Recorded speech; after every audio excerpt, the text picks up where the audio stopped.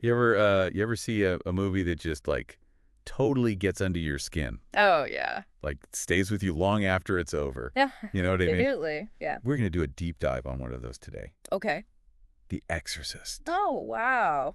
This movie freaked out a whole generation. Oh, yeah. It was a phenomenon when it came out. I mean, people were lining up to see it and then freaking out in the theater. Yeah, it wasn't just a horror film. It was like a cultural event. Like fainting and stuff. Yeah, yeah. I mean, some people even said they like got sick. I remember hearing stories about people running out of the theater. What do you think it was about this movie that really got to people? Well, I think to understand that, we need to start with the backstory. Okay. Like the story behind the story. Right.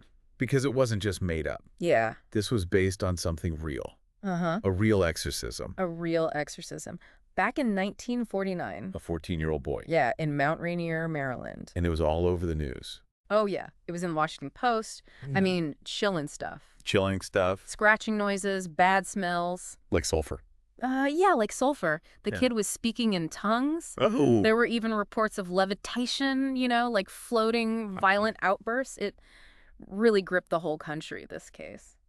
So William Peter Blatty, he wrote the novel The Exorcist. Right. And he was a devout Catholic. Uh-huh. This case really messed with him. Yeah, yeah. This wasn't just some crazy story to him. Right. It was like deeply disturbing. And he carried it with him for years. Wow. Like it was really eating at him. Yeah. And then finally in 1971, Yeah. he wrote the novel. He didn't just want to write a scary story, did he? No, not at all. He saw it more as a story about faith. Oh. About good overcoming evil. Those big ideas. He wanted people to think about that stuff. Yeah, exactly. To connect with it on a spiritual level. It wasn't meant to be just a horror movie. Not really. But it definitely touched a nerve. I mean, people responded to it big time. Oh, yeah. The book was a huge bestseller. Massive bestseller. Yeah. So how'd that happen? Well, that's an interesting story, too. Oh. So Blatty, he wasn't even supposed to be on the Dick Cavett show.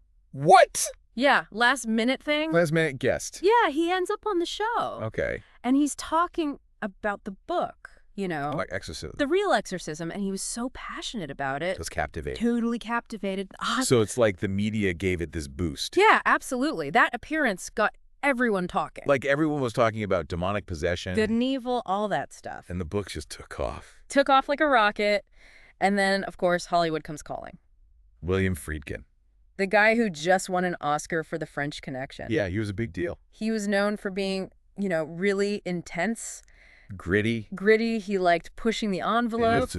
He saw something in The Exorcist that was different. Deeper than a typical horror flick. Yeah, he wanted to bring that to the screen. Make the horror feel real. Like you could touch it, almost. So how'd he do that? He insisted on using practical effects. Practical effects. Which was pretty unusual back then. Like no CGI. No CGI demons flying around, no. Right.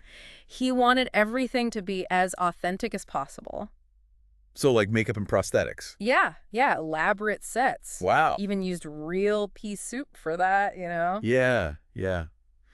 That scene, oh man. Intense, right? Intense is a good word. Yeah, but that's what he wanted. But that must have been a tough shoot. It was notoriously difficult. Freezing cold on set. Yeah, to get those breath effects, And those special effects, they were dangerous. They were pretty wild. And then there was Linda Blair. 12 years old. Playing Reagan. She was right in the middle of all that. Talk about a demanding role, physically and emotionally. You got to wonder what that did to her. It's a question that still comes up, Like, how far is too far? When it comes to filmmaking. Yeah, especially with kids. Yeah. Yeah. Where do you draw the line? Yeah. Where does art end and exploitation begin? It's complicated. It's a tough question. But you know what else is really interesting about this movie? What's that? It wasn't just, like, the effects or the whole exorcism thing. Uh-huh. It was the timing. The timing. Like, when it came out, Okay. December 1973, Okay. America was a mess back then. Oh, yeah. The 70s were pretty wild. Vietnam War, Watergate. Oil crisis. Yeah, everything was changing. Big time changes. Second wave feminism, Roe v. Wade. Uh-huh. People were anxious, uncertain about the future. Yeah, like the old ways were dying, and no one knew what was coming next. And The Exorcist, it kind of tapped into all that. How so? Well, think about it. Oh, I got this innocent young girl, Regan, right? Regan. Uh-huh. And she's invaded by this, evil force, corrupted. Yeah, her body is taken over. Right. And that really resonated with people's anxieties at the time. So it wasn't just a scary movie. It was like a reflection of what was going on in society. Exactly. It was giving a face to those fears that were bubbling under the surface. But let's go back to those audience reactions for a minute. Yeah. Because some of those stories are pretty wild. People were losing it in the theaters. Fainting, getting sick. Yeah, some people even claim they had heart attacks. Yeah, it was all hype. Well, the media definitely played it up. Yeah. All those stories about the troubled production, the rumors of a curse. Right. It created this atmosphere of, like, anticipation. Dread. Yeah, dread, before anyone even saw the film. Like they were setting everyone up to be scared. In a way, yeah, but you gotta admit, the movie itself is powerful. No doubt about that. It touched a nerve, something deep. Primal almost. Exactly. I remember seeing this clip from like a CBS News report Oh, yeah. from back then. They're interviewing people coming out of the theater. Yeah. And the reactions were wild. A mix of everything, right? Terror, disgust, Uh-huh. but also like this weird kind of excitement. Like they'd gone through something together, a shared experience. Okay, but let's get back to the movie itself. Okay. The demon. It's called the devil, Right. but then there's the whole Pazuzu thing. Right, right. That ancient Mesopotamian demon. It's an interesting mix, isn't it? Yeah. Christian and pagan beliefs all mashed together. Yeah, like they're saying evil can take many forms. Something ancient, unknowable. And that opening scene in Iraq. With Father Marin? Yeah, and that giant Pazuzu statue. So creepy. It's like foreshadowing what's to come. And it connects the demon to something outside of, Western culture. The other, the foreign, the potentially threatening. And this was the 70s, right? Cold War, Vietnam War. Lots of anxiety about, foreign threats, Communism. the erosion of traditional values. So the demon could be a symbol of all that. Absolutely. The unknown, the uncontrollable. Things that threaten the status quo. Right, right. But in the end, even with that ambiguity, the movie reinforces the power of the Catholic Church. The only solution to the possession is through the church. The rituals, the authority. Yeah.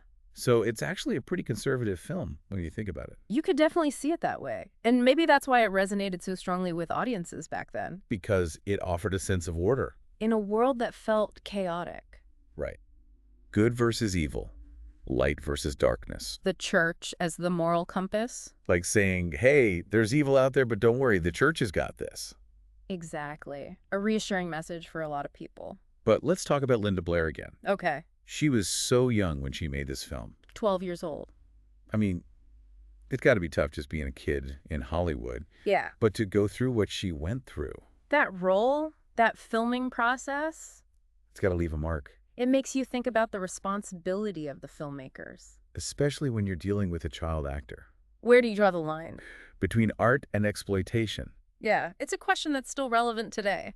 As we're talking about this, Yeah. it occurs to me that The Exorcist isn't just about demonic possession. Yeah. It's also about this, societal anxiety about adolescence, Adolescence. especially female adolescents. That's interesting. Think about it. Regan, she's at that awkward age, right? Yeah, Not a girl, not yet a woman. in between. And the movie, it portrays that transition as monstrous. Something to be feared. And she's a girl, right? Right. And this was like the peak of second wave feminism Women were demanding more control. over their lives, their bodies. Challenging the old ways. So maybe Regan's possession, Uh-huh. it's a metaphor for the threat of female sexuality. Female power. Exactly. Look what happens when girls become women. They become uncontrollable. They become possessed. And that message, it would have resonated with some people back then. The people who felt threatened by the changes that were I happening. think the film is tapping into this primal fear of the feminine. Of female power. And it expresses that fear through the supernatural. We can't explain it, so it must be demonic. Right.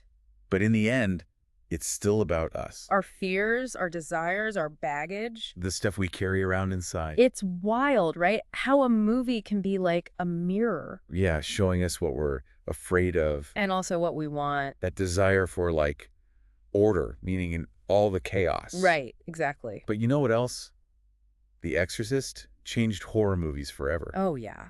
Big time. Before this, horror was like B-movies. Cheap thrills. But The Exorcist, it brought something new. Uh-huh. Like a sophistication. Depth. Yeah. That made you think. It wasn't just about jump scares. Yeah. It was about big ideas.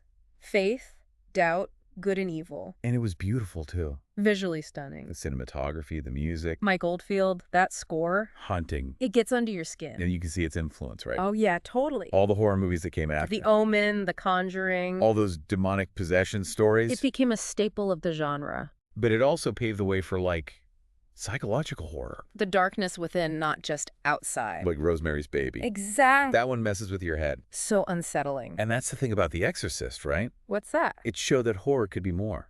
More than just cheap scares. It could be smart. It could Uh-huh. make you question things. It could be art. And it still works today. Oh, yeah. People are still watching it, still getting freaked out. There's something timeless about it. That fear of the unknown. The idea that something evil could be lurking anywhere. Right under the surface. It gets to you. And it's not just the story, it's the way it's told. Mm-hmm. The acting is amazing, especially Linda Blair. She was phenomenal. And the special effect. Groundbreaking for their time. They still hold up. They do. And that atmosphere, that dread. Friedkin, he knew how to build suspense. Yeah, he was a master. So, as we're wrapping up here, Yeah. thinking about this whole deep dive, it makes you wonder, why do we love these stories? Horror, demons, evil. Why are we drawn to that stuff? Maybe it's like a safe way to confront our fears. Could be. Or maybe it's something deeper. A fascination with the darkness. The darkness inside all of us. Maybe it's both. Yeah, maybe it's both. We crave the thrill, but we're also curious. About the mysteries, the unknown. We want to understand the forces that shape our lives. The good and the bad. Exactly. And maybe by looking into the darkness, Yeah.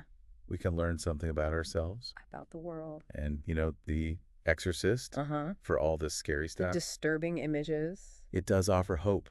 Hope. Yeah, it reminds us that even when things are really bad, When it feels like evil is winning. there's still a chance for good to triumph. Light over darkness. Redemption, That's a powerful message. Yeah, maybe that's the most important message of all. We all have darkness inside us, but we also have the capacity for good.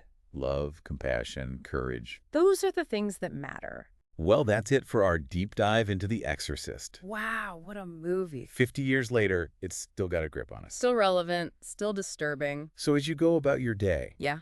think about the stories that have really stayed with you. The books, the movies, the ones that made you feel something. The ones that made you think, made you question. Why do those stories resonate with you? What do they say about you? About your own search for meaning. In this crazy, beautiful world, Keep exploring, keep questioning. keep diving deep.